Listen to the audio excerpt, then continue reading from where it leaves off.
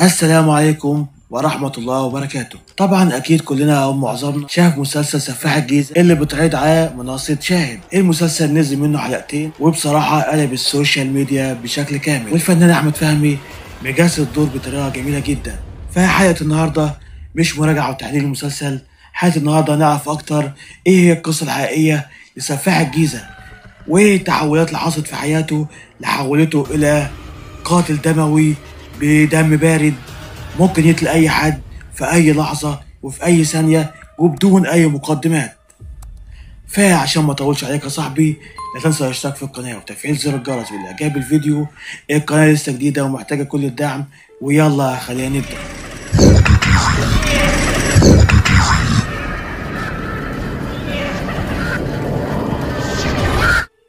طبعا مسلسل سفاح الجيزة بيحكي قصة سفاح الجيزة الحقيقي اللي شغلت قضيته الرأي العام في مصر لأشهر، وحكم عليه بالإعدام 4 مرات قبل أن يتم تنفيذ حكم الإعدام عليه. نحن أمام مجرم مختلف، ذكي هادي لا يمكن أن تشكك فيه. ستجده يصلي بجوارك في المسجد، يتصدق على الكثيرين، خدوم بشوش لا يمكن الشك في سلوكه. قتل فتاة ثم تزوج شقيقتها، شخصية غريبة ومحيرة، لكن تفاصيل القصة بها الكتير والكتير من الدراما. فمين هو سفاح الجيزة الحقيقي؟ ولد قذافي فرج عبد الحميد عبد الغني في 20 أكتوبر سنة 1971 في منطقة بولاق الدكرور بالجيزة. تخرج القذافي من كلية الحقوق، لكنه لم يعمل بالمحاماة بحسب شهادة زوجته الأولى فاطمة الزهراء، واللي قالت لم يعمل بالمحاماة كما يشيع ولم يتم فصله، بل كان يعمل في التجارة وامتلك سلسلة مكتبات، وكان يستورد ألعاب الأطفال من الصين، وكان يحقق مكاسب كبيرة جدا. وعندما تقدم لي ساق علي كل الناس والجميع أثنوا على أخلاقه وعلى مبادئه، حتى أنهم كانوا يقولون عليه الشيخ قذافي.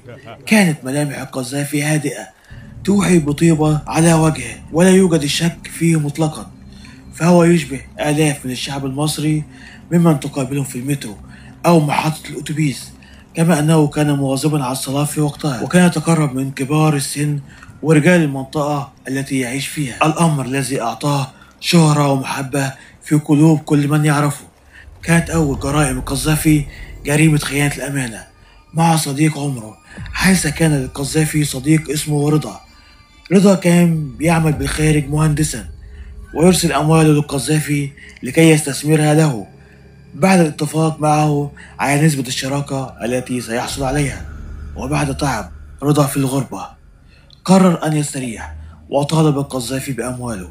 تقابل القذافي مع صديق العمر بعد ساعات من وصوله ورحب به وطلب منه ميعاد لإحضار الأوراق والحسابات والأموال. وبالفعل كان اللقاء بعد يومين، ولكن بدأ القذافي يتهرب من رضا وبدأ صديقه الشكوى منه، فقرر القذافي التخلص منه. اتفق الثنائي على اللقاء في شقة القذافي، وقدم له القذافي واجب الضيافة واعتذر له على التأخير بسبب المشاكل التي يمر بها. ولم يكن يعلم رضا أن القذافي دس السم له، وبعد أن بدا تأثيره يظهر على صديقه ضربه حتى تأكد من قتله، ثم نقل جثته إلى شقة أخرى يمتلكها بشارع العشرين في بولاق الدكرور، ثم دفنه أسفل بلاط الشقة بالدور الأرضي، ثم غادر الشقة التي يقيم فيها. وقد حصل القذافي على بطاقة رضا وكارنيه نقابة المهندسين ورخصة القيادة، ولم يكتفي بذلك بل أرسل رسالة لشقيق القتيل في الغربة أنه تم القبض على رضا ولا يعلم أين هو. وبعد شهور من بحث أسرة المهندس على شقيقهم شكوا في القذافي واتهموه بقتل شقيقهم، ولكن لعدم وجود الجثة والأدلة الكافية كانت السبب في غلق القضية. الزوجة الأولى أقام القذافي علاقة مع فتاة من منطقة الهرم، وعندما طلبته بالزواج قتلها ثم شارك مع أهلها في البحث عنها، يعني يقتل القتيل ويمشي في جنازته. كانت الفتاة اسمها نادين، وكان القذافي يبحث عنها في كل مكان معهم ويبكي أيضا معهم. وأثناء البحث تعرف على شقيقتها فاطمة الزهراء فشعر بالانجذاب ناحيتها. أوهم القذافي أسرة نادين أن وراء اختفائها منتج سوري أوهمها بالعمل في الإعلانات، خاصة أن نادين كانت لها تجربة في الإعلانات في مصر. ويقول شقيقها نادين وقذافي ما كانوش بيكلموا بعض ومفيش أي علاقة بينهم، وكان قذافي هادئ في كلامه. بس في يوم لما عرف إن نادين بتصور إعلانات قال لنا في واحد يعرفه منتج سوري هيخلي نادين تصور إعلانات في فرنسا والأردن، وكان قذافي بيقول لنا إن هو اللي بيتواصل مع المنتج ومش عاوز يدينا رقمه. وقع القذافي في حب فاطمة الزهراء شقيقة نادين وتقدم للزواج منها.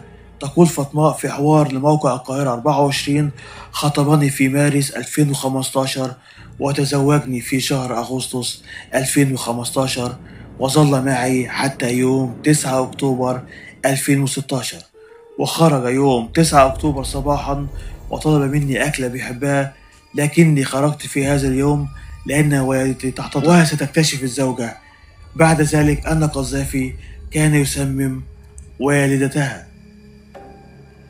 مرت أيام تملؤها السعادة بين فاطمة والقذافي وكانت تعيش معه في سعادة حتى جاءه اتصال من سيدة تطلب منه إحضار سباك في منزل أبو زكي في منطقة كشري أبو حمادة، وهو خارج طالبت منه زوجته لبن وابنته التي اسمها نادين على اسم الضحية، فأخبرها أنه سيذهب لكي يصلح السباكة مع ثابت السباك ثم يعود باللبن، لكنه اختفى نهائيا ولم تره زوجته في تاريخها. سافر القذافي الإسكندرية وهناك عاش بأوراق وشخصية المهندس رضا صديقه الذي قتله، وهناك وقع في غرام فتاة اسمها أمل، لكن قبل أن يتقدم لها أقام علاقة صداقة مع صديق والدها عن طريق الصلاة المنتظمة في المسجد، فاستطاع أن يقنع الرجل بتدينه وملامحه طيبة.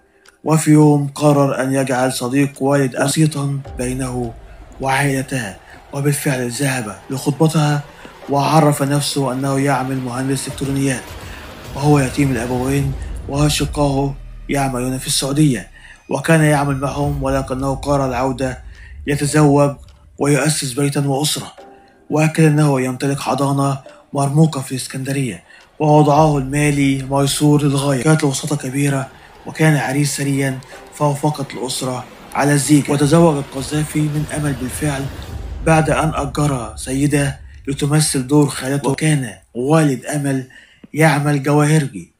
وفي يوم تم سرقة المحل الذهب الخاص بولدها، وبمراجعة كاميرات المراقبة ظهر القذافي جليا في الكاميرات. أبلغ الأب فورا الشرطة ليتم ضبطه، وبعد يومين ذهب إليها بواب عمارة شقة الزوجين يطالب بدفع إيجار الشقة التي أخبرها أنه يمتلكها، واكتشفت أيضا أن الحضانة التي يدعي امتلاكها ما هي إلا إيجار هي الأخرى، فتوجهت إلى السجل المدني لتستعلم عن عقد زواجها، فتبين أنه مزور أيضا ولا يوجد مأذون بالاسم الموقع على عقد الزواج، فهو اسم وهمي.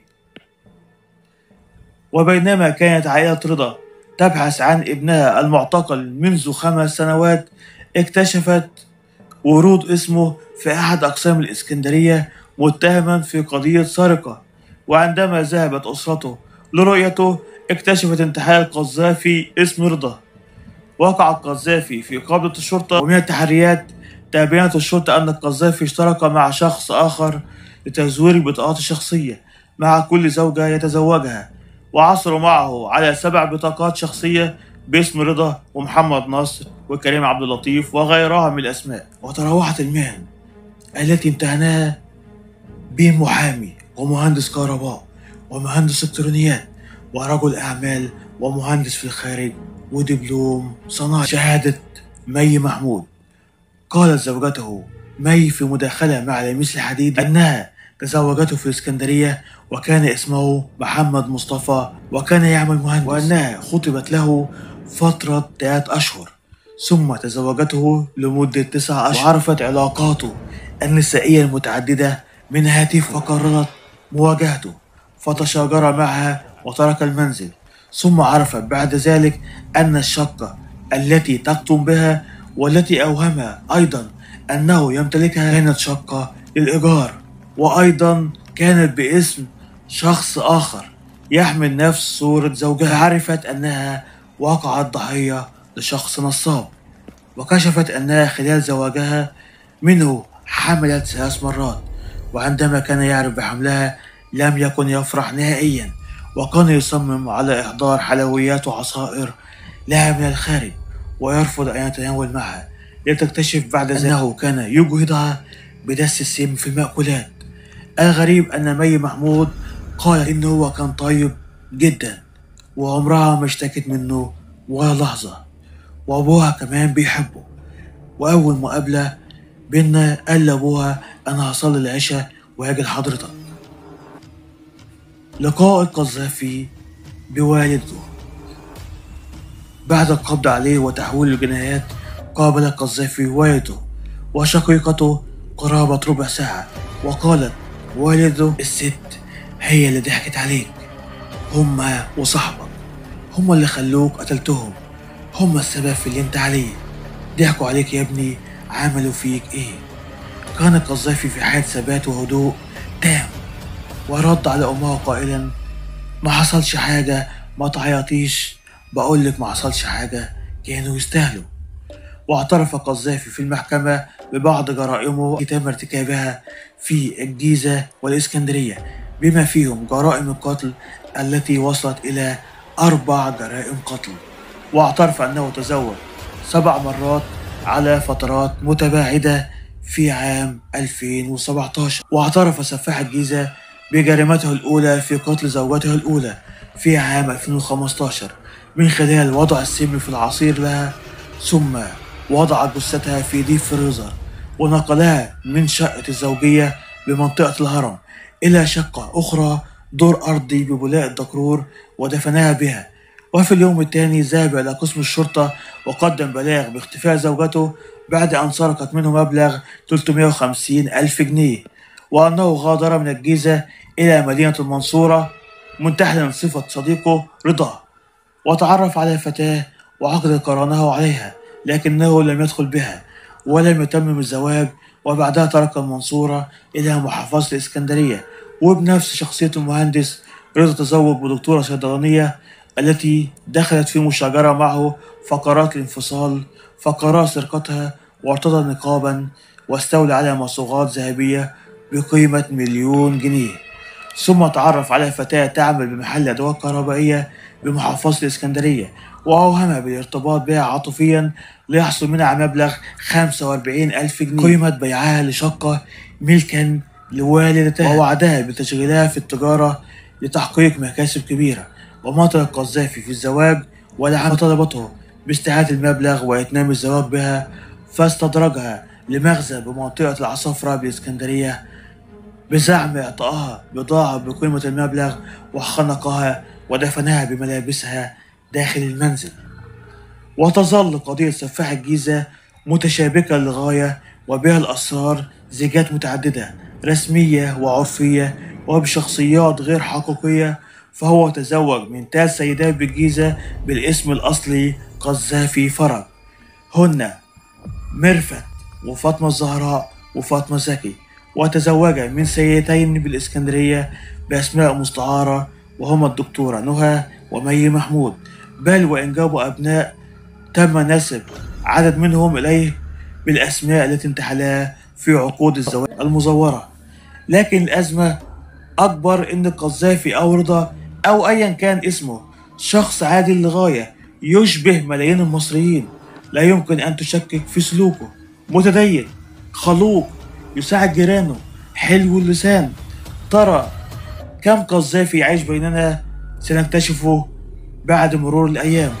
ربما تكتشف فيما بعد أن جارك سفاح في الآخر، وأن الحائط الذي يفصل بينك وبينه يخفي الكثير من الأسرار. وتوقعي الشخصي إن مسلسل سفاح الجيزة هيكسر الإيرادات، وتمثيل الممثل أحمد فهمي هينقلنا في حتة تانية خالص. فالمسلسل يا جماعة هيبقى مسلسل قصير مكون من 10 إلى 15 حلقة، هيعرض يوم الجمعة، فلسه منعرفش هي اللي هتعرض حلقتين يوم الجمعة زي الأسبوع اللي فات، ولا ممكن ينزل حلقة واحدة كل أسبوع. وإلى هنا نهاية الحلقة، واستنونا طبعا مع فيديوهات قادمة قوية جدا. لا تنسى الاشتراك في القناة وتفعيل زر الجرس والإعجاب بالفيديو تشجيعا لنا لكي نستمر، وأشوفكم في الفيديو القادم.